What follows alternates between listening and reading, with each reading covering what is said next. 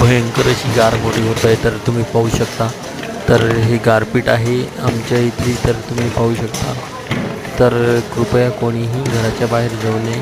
तर मोसम कधी बदलतात सांगता येत नाही, त्यामुळे तुम्ही नक्की स्वतःची काळजी घ्या आणि सावधान राहा ही नम्र विनंती. आणि माझ्या चॅनलला सबस्क्राईब करा आणि शेअर करा.